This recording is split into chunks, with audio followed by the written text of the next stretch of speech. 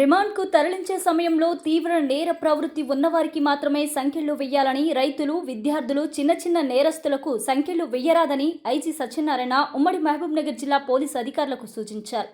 మహబూబ్నగర్ జిల్లా కేంద్రంలోని జిల్లా పోలీస్ కార్యాలయంలో ఉమ్మడి పాలమూరు జిల్లాకు చెందిన పోలీసు అధికారులతో ప్రత్యేకంగా సమావేశమయ్యారు. ఈ సందర్భంగా ఆయన మీడియాతో మాట్లాడుతూ అలంపూర్, సంగారెడ్డి సంఘటనలో రైతులను రిమాండ్ చేసే సమయంలో పోలీసు అధికారులు సంఖ్యలు వేయడం దురదృష్టకరమన్నారు. ఇలాంటి సంఘటనలు పునరావృతం కాకుండా పోలీసు అధికారులు జాగ్రత్తగా ఉండాలన్నారు. రిమాండ్ ఖైదీలను ఆసుపత్రులకు, కోర్టులకు తీసుకువెళ్లే సమయంలో తగు జాగ్రత్తలు తీసుకోవాలన్నారు. నూతన బిఎన్ఎస్ చట్టాల ప్రకారం పోలీసులు నడుచుకోవాలని తెలిపారు. మహబూబ్నగర్ జిల్లాలోని 5 ఎస్పీలు మహబూబ్నగర్, నారాయణపేట్, వనపర్తి, నాగర్ కర్నూల్ అండ్ జోగులాంబ గద్వాల మరియు సాయుధ reserve officials, law and order officials కలిపి ఒక యూటీ ప్రిజనర్స్, కన్విక్షన్ ప్రిజనర్స్ ఎస్కార్ట్లో తీసుకోవాల్సిన జాగ్రత్తలు, నియమ నిబంధనలకి తగ్గట్టుగా ఏ విధంగా కోర్టులో ప్రొడ్యూస్ చేయడం కానీ, జైల్లో లాడ్జ్ చేయడం కానీ, దీనిపై నియమ నిబంధనల్ని ఎంత బాధ్యతాయుతంగా ఎవరు చేయాలనే దాని మీద పూర్తి సమీక్షా సమావేశం ఏర్పాటు చేయడం జరిగింది. లేటెస్ట్గా వచ్చిన బిఎన్ఎస్ఎస్ ప్రకారం మరియు మాన్యువల్ ప్రకారం ప్రిజనర్స్ ఎస్కాట్, యూటీ ప్రిజనర్సు లేకపోతే శిక్ష పడిన కన్విక్ట్స్ ఉంటారు. వాళ్ళు హాస్పిటల్కి వెళ్ళేటప్పుడు కొన్ని నియమ నిబంధనలు ఉన్నాయి. జైలు అధికారుల నుంచి ఎప్పటికప్పుడు కన్సర్న్ ఎస్పీస్కి మొత్తం ఇన్ఫర్మేషన్ రావడం జరుగుతుంది.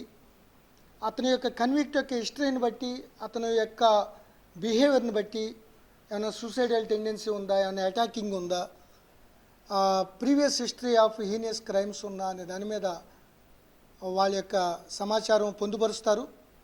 ఈ నేపథ్యంలో బ్రీఫింగ్ చేసేటప్పుడు ఎటువంటి సమన్వయ లోపం, సమాచారం లోపం లేకోకుండా ఉండేందుకు ఇటీవల జరిగిన అలంపూర్ కోర్టుల విషయం కానీ, అంతక్రితం సంగారెడ్డి జరిగిన విషయాలు చాలా దురదృష్టకరమైన విషయాలు. ఇటువంటి సమన్వయ మరియు సమాచార లోపం లేకుండా ఉండేందుకు ఎస్పీ స్థాయిలో, జిల్లా స్థాయిలో special branch, law and order, సాయుధ రిజర్వ్ని ఏ విధంగా కోఆర్డినేట్ చేసుకుని ఇటువంటి సంఘటనలు పునరావృతం కాకుండా ఉండేందుకు అన్ని జాగ్రత్తలు తీసుకునే విధంగా ఎస్ఓపి తయారు చేయడం జరిగింది. ఎట్టి పరిస్థితుల్లో ఇటువంటివి మళ్ళీ పునరావృతం కాకుండా అన్ని జాగ్రత్తలు తీసుకుంటాం. ముఖ్యంగా ఒకసారి రిమాండ్ చేసేసినాక తర్వాత బెయిల్ అప్లికేషన్ కోసం లేకపోతే హాస్పిటల్కి వెళ్ళినప్పుడు ఈ లా అండ్ ఆర్డర్ వాళ్ళు వాటిపై ఫోకస్ తక్కువ పెట్టడం జరుగుతుంది. అటువంటిది ఏం జరగకోకుండా ఎప్పుడైతే వల్నరబుల్, పర్టికులర్లీగా రైతులు కానీ, స్టూడెంట్స్ కానీ, స్త్రీలు కానీ, వృద్ధులు కానీ, వికలాంగులు కానీ ఎప్పుడన్నా నేరం చేసినప్పుడు లేకపోతే ముద్దాయిలుగా ప్రకటించబడినప్పుడు ఎటువంటి జాగ్రత్తలు తీసుకోవాలి అనే దాని మీద పూర్తిగా మెటిక్యులస్గా, కాంప్రహెన్సివ్గా ఈరోజు డిస్కస్ చేసి,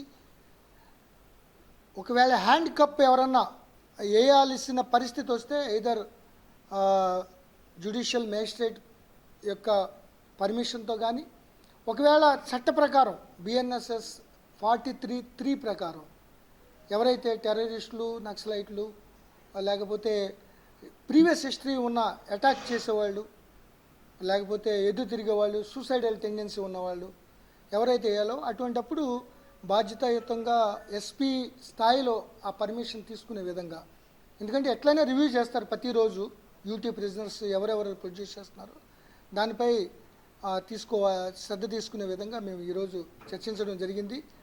మొన్న జరిగిన ఆలంపూర్ సంఘటనలో అతి జాగ్రత్త, అతి రక్షణాత్మకంగా ఈ కానిస్టేబుల్స్ ఎవరైతే ఎస్కార్ట్లో ఉన్న ఏఆర్ఎస్ఐలు కానీ, ఎస్ఐలు కానీ ఎక్కువ రక్షణాత్మకంగా ఏదో జరిగిపోద్ది, ఏమన్నా వెళ్ళిపోతే ఏదో అవుతుందనే ఉద్దేశంతో, అంటే ఒక రకంగా ఏదైనా జరిగితే సస్పెన్షన్ గురవుతావా అనే భావంతో సస్పెండ్ గురి అయినట్టు తెలుస్తుంది.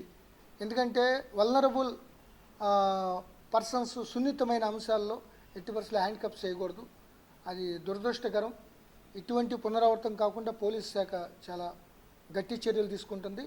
ఈసారి అటువంటి ఒకవేళ జరగకుండా ఉండేందుకు DSP law and order, DSP AR పూర్తిగా బాధ్యులను చేసి వాళ్ళ మానిటరింగ్లో ప్రతిరోజు ఎస్పీ గారు మానిటర్ చేసే విధంగా ఎస్ఓపి తయారు చేసుకున్నాం. నియమ నిబంధనల ప్రకారం ఎట్టి పరిస్థితుల్లో పునరావృతం కాకుండా అన్ని జాగ్రత్తలు తీసుకుంటాం.